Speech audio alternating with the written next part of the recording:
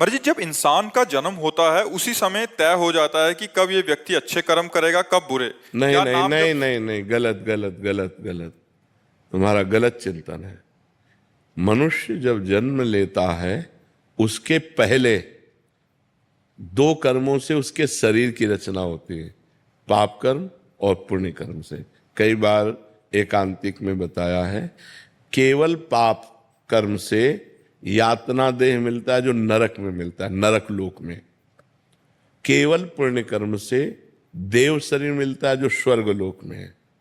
पाप और पुण्य दोनों को मिश्रित करके मनुष्य लोक में जन्म मिलता है। उसका परिणाम होता है समय पर सुख मिलना या दुख मिलना। समय समय पर सुख दुख अनचाहे ढंग से वो अपने आप आएगा।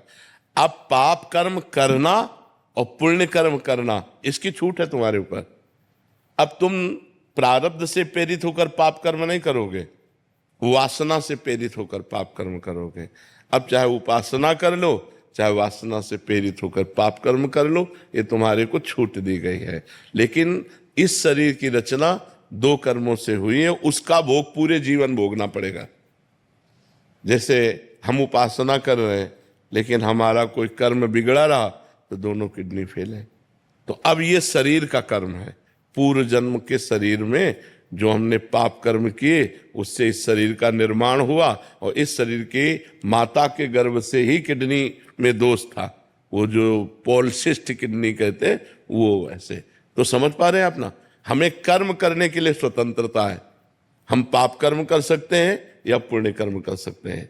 वो प्रारब्ध से नहीं प्रेरित है, वो पहले से निश्चय नहीं है। पहले से निश्चय सुख और दुख, पाप का फल दुख और पुण्य का फल सुख। आप समझ रहे? नहीं तो जैसे पाप का फल दुख है तो वर्तमान में पाप कर रहा है लेकिन वो सुखी है, क्योंकि उसके पूर्व पुण्य का फल उसको मिल रहा है। वर्तमान में कोई पुण्यात्मा धर्मात्मा है लेकिन वो दुख भोग रहा है, क्योंकि उसके पूर्व के पाप का फल उसे भोगने को मिल रहा है। समझ पा रहे हैं आप? महाराज जी, इनका था कि नाम जब से भाग्य में लिखे बुरे कर्म टल सकते हैं। हाँ बिल्कुल टल सकते हैं। अगर हम पर उसका हिसाब है, अगर 1 किलो हमारा पाप कर्म है, उदाहरण में बता रहे हैं, और 25 ग्राम हमारा नाम जप है, तो क्या होगा? कुछ नहीं हो पाएगा। जब 1 किलो के ऊपर नाम जप पहुंचे तब 1 किलो को रद्द करेगा। तो ऐसे अनंत जन्मों के हमारे पाप हैं, तो हमें डट के नाम जप करना चाहिए।